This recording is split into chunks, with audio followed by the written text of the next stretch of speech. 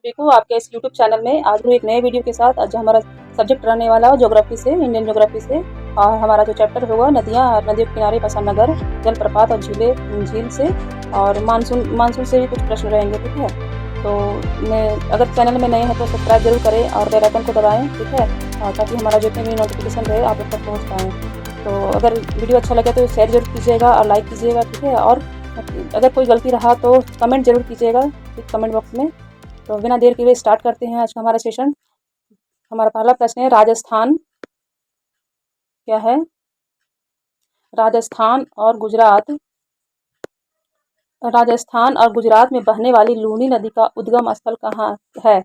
तो लूनी नदी का उद्गम स्थल जो है पुष्कर घाटी होगा इसका आंसर। ठीक है, इसमें और ये नाग पहाड़ी इसका उद्गम स्थल है, लेकिन नाग पहाड़ी नहीं दिया हुआ है। ठीक, तो इसमें जो दिया हुआ पुष्कर घाटी, तो पुष्कर घाटी ही आंसर होगा। थोड़ा सा डिस्कस मैं कर देती हूँ। लूनी नदी का उद्गम स्थल जो है अजमेर के निकट अरावली पर्वत श्रेणी में स्थित अजमेर की पुष्कर घाटी में होता है। ठीक, और यह दक्षिण पश्चिम में राजस्थान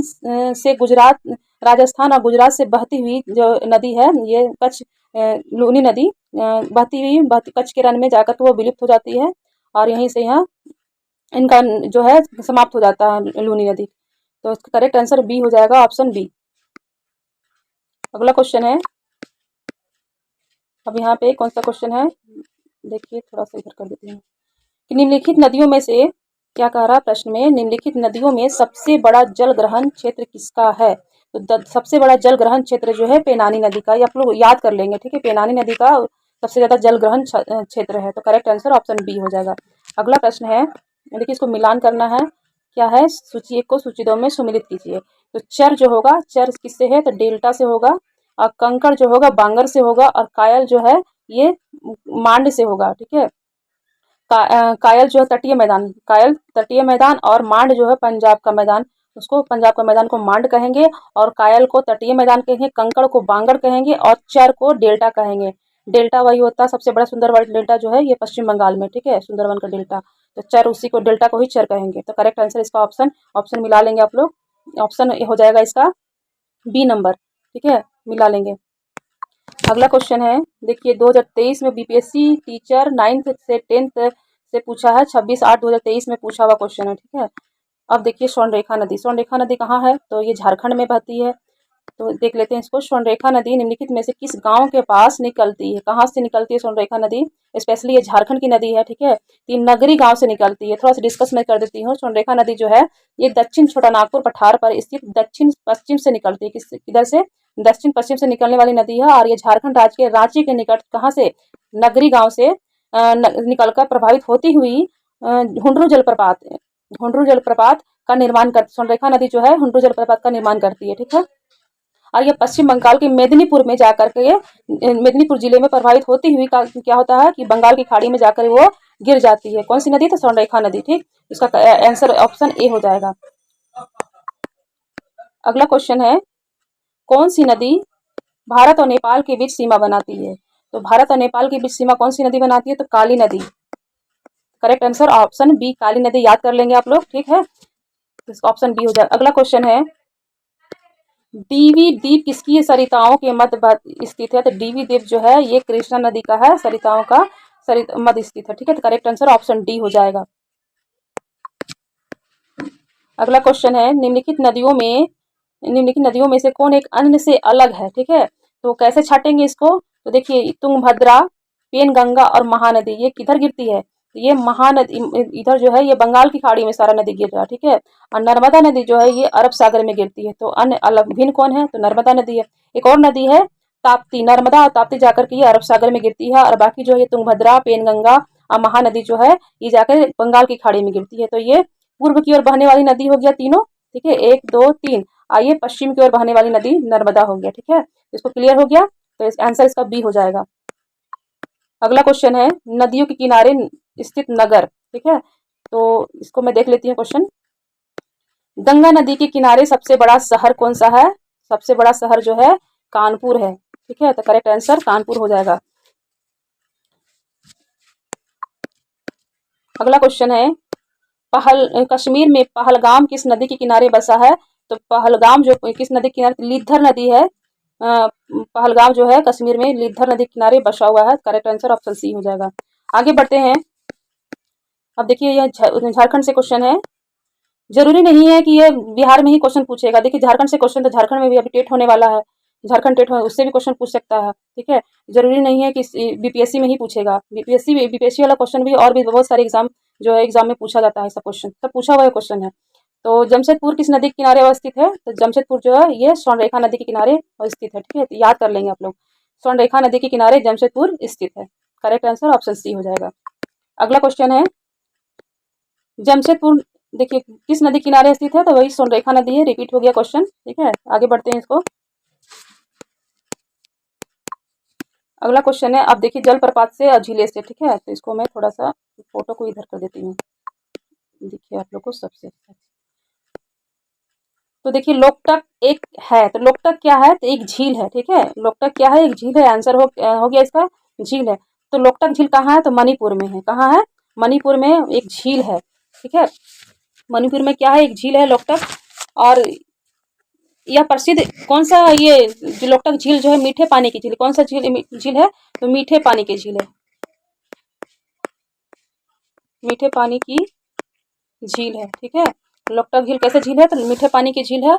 और ये पूर्वोत्तर भारत का, क्योंकि ये मणिपुर कहाँ है? तो पूर्वोत्तर भारत में है। पूर्वोत्तर भारत का सबसे बड़ी मीठे पानी की झील है। कैसी झील है? पूर्वोत्तर भारत की सबसे बड़ी मीठे पानी की झील है। तो आंसर हो जाएगा ऑप्शन बी हो जाएगा। ठीक, तो आंसर बी हो जाएगा। याद करेंगे आप लोग, याद। ठीक है, अगला क्वेश्चन है। अब देखिए ये भी है झारखंड से ही क्वेश्चन है। क्या है? एशिया का सबसे बड़ा जलप्रपात हुंडरू किस जगह के पास है? तो हुंडरू जो है रांची में है। हुंडरू जलप्रपात कहाँ है? तो रांची में है। तो करेक्ट आंसर, हुंडरू जलप्रपात कहाँ है? रांची में है और स्वर्णरेखा नदी पर है। ठीक है, तो correct answer option B, Hundru Ranchi में है। हुंडरू, ठीक है, रांची में स्वर्णरेखा नदी पे। किस पे? स्वर्णरेखा नदी। आगे बढ़ते हैं। अगला क्वेश्चन है, जलप्रपात और नदी के निम्नलिखित जोड़ों में से कौन जोड़ा सही नहीं है? ठीक है, तो इसका कौन जोड़ा सही नहीं है, इसका क्या हो जाएगा आंसर? ये सबसे पहले जलप्रपात क्या है? तो इसका ऑप्शन डी हो जाएगा। ठीक, उपयुक्त में से एक से अधिक हो जाएगा। तो जो जलप्रपात और लूनी नदी के निम्नलिखित जोड़ों में से कौन सा सही नहीं है? तो जोग जलप्रपात जो है शरावती नदी पे बिल्कुल सही है। कपिल धारा और ये कावेरी नदी पे नहीं है। धुआंधार गोदावरी पे नहीं है। तो इसका क्या हो जाएगा? ये कपिल धारा जो है नर्मदा नदी पे, क्या हो जाएगा इसका? नर्मदा नदी पर है। और धुआंधार जो हो जाएगा, धुआंधार और ये भी नर्मदा नदी पे हो जाएगा। किस पे? नर्मदा नदी पे। नर्मदा, नर्मदा किधर बहती है? नर्मदा जो है ये पश्चिम की ओर बहती है। और जोग जोग और सपा जो है शरावती नदी पर है। ठीक है, और धुआंधार जलप्रपात नर्मदा नदी पर और कपिल धारा भी नर्मदा नदी पर है। ठीक है, तो आंसर याद रखेंगे इसका। ठीक है, आगे बढ़ते हैं। अगला क्वेश्चन है, किस नदी पर शिव समुद्रम जलप्रपात स्थित है? शिव समुद्र जलप्रपात जो है कृष्णा नदी, सॉरी कावेरी नदी पर है। करेक्ट आंसर ऑप्शन ए हो जाएगा। अगला क्वेश्चन है, निम्नलिखित में से कौन सी एक मीठे पानी की झील है? तो मीठे पानी की झील है ये कौन है? सांभर झील। सांभर झील कहाँ है? राजस्थान में।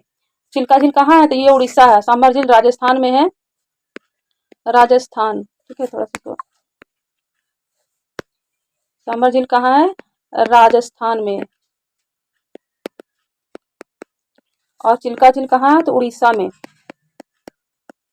वुलर झील जम्मू कश्मीर में, जम्मू कश्मीर। ठीक है, कश्मीर, बस लिखा नहीं रहा इसमें पेन से। ठीक है, कश्मीर में।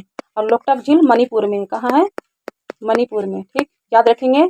चिल्का झील उड़ीसा में है, सांभर झील राजस्थान में है, वुलर झील जो है जम्मू कश्मीर में, लोकटक झील जो है, लोकटाक है इसमें तो लोकटक होगा। तो इसमें लोकटक झील जो मणिपुर में है। तो लोकटक झील कैसी झील है? तो अभी बताए थे पिछले वाले क्वेश्चन में। तो ये मीठे पानी की झील है। और वुलर झील भी है, ये मीठे पानी की झील है। ठीक है, तो इसमें बोल रहा है मीठे पानी की झील कौन कौन सा है? तो वुलर झील और लोकटक झील। ठीक है, सांभर चिल्का झील भी ये खारे पानी की है, सांभर झील भी खारे पानी की है। ठीक है, तो वुलर झील और लोकटक झील, तो एक से अधिक हो जाएगा।